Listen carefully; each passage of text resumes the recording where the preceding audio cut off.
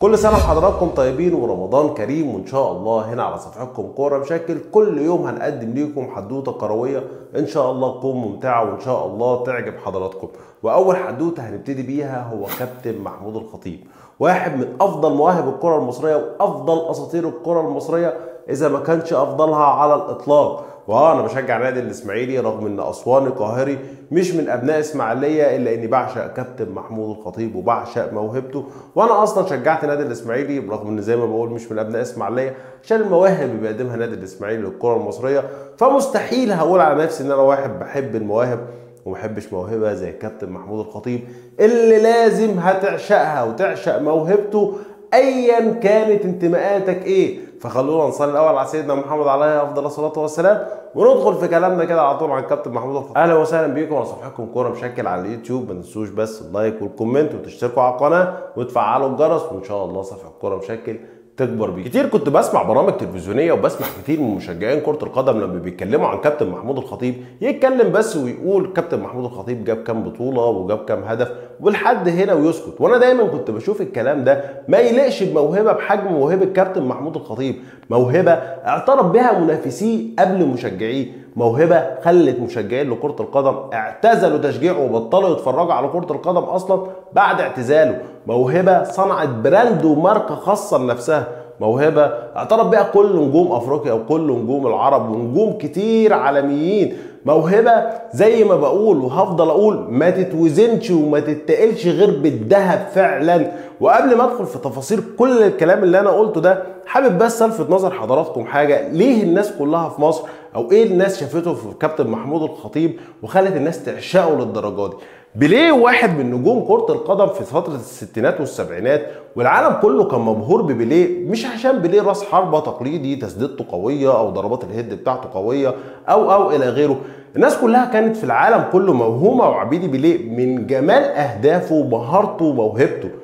جمال الاهداف والمهاره والموهبه هي اللي خلت الناس كلها بتعشق عبيدي بيليه، وده اللي لقوه المصريين في موهبه زي موهبه كابتن محمود الخطيب، او لقوه في كابتن محمود الخطيب راس الحربه الحريف، راس الحربه اللي اهدافه ممتعه، راس الحربه اللي فعلا مبدع، فعلا مهاري وموهوب. كل ده لقوه المصريين في كابتن محمود الخطيب، فزاد شغفهم جامد او فكره شغفهم وصل لحد كبير جدا بكابتن محمود الخطيب.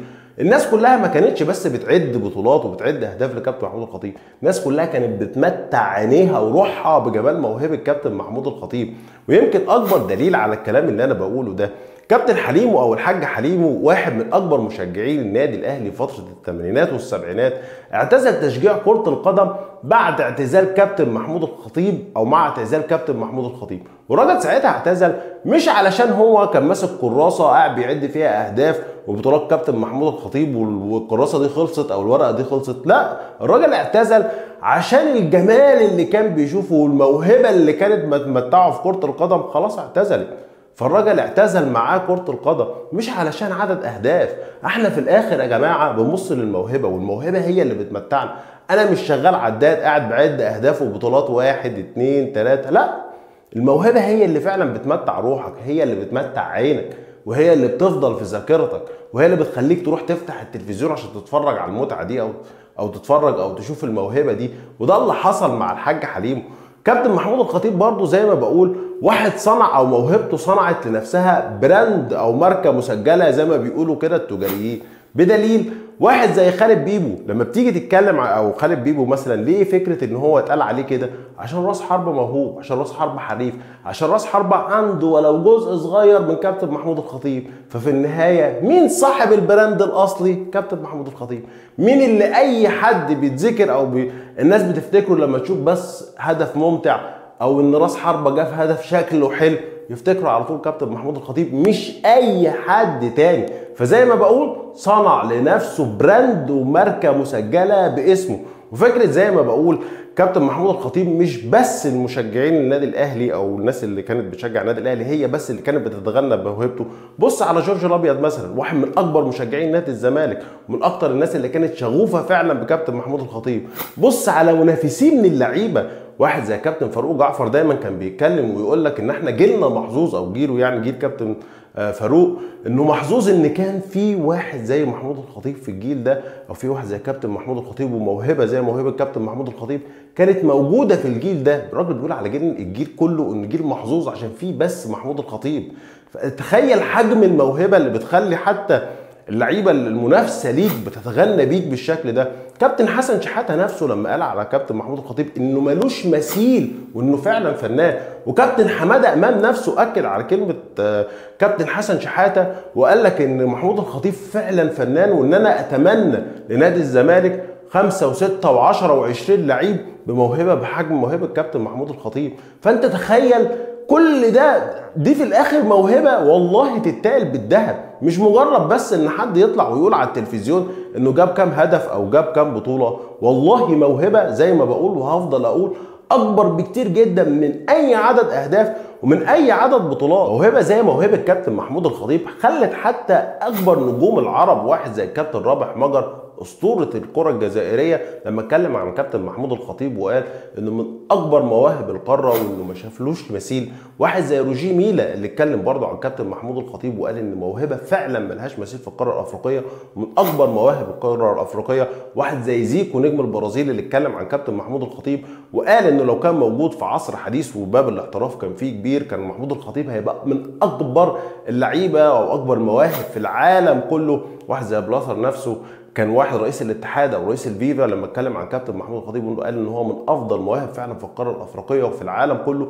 كل الناس دي بتشعر في الموهبه مش في عدد الاهداف ولا عدد البطولات، في الموهبه اللي شافوها فعلا في كابتن محمود الخطيب. كابتن محمود الخطيب حتى كابتن محمود الجوهري واحد من افضل مدربين او من احسن المدربين اللي شفناهم او عصرناهم في الكره المصريه، ويمكن صورته الراجل اهو واحد من الناس اللي بفتخر بيهم فعلا ان هو مصري.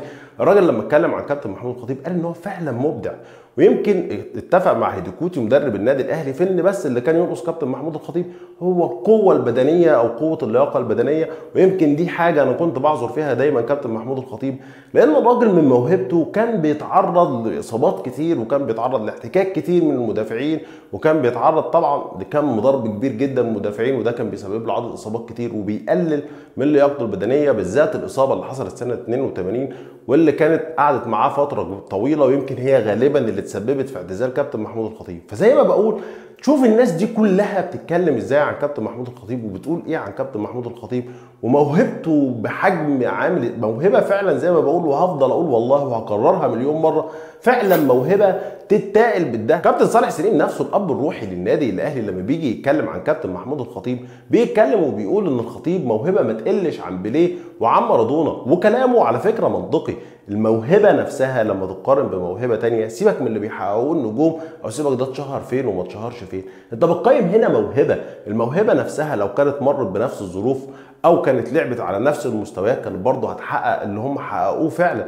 وفعلا موهبه انا شايف ان هي ما تقلش عن كده. حتى هيديكوتي نفسه المدرب للنادي الاهلي ويمكن كابتن محمود الخطيب كان اتكلم عنه وقال ان اكتر الناس اللي فادته في مجال كره القدم كان هيديكوتي، وكان بيدربه تدريبات خاصه كتير جدا عشان ينمي بيها موهبته. هيديكوتي نفسه لما جه يتكلم عنه قال لك ان هو مش اقل من كرويف ومش اقل من مولر، وان هو موهبه فعلا تستحق الاحترام.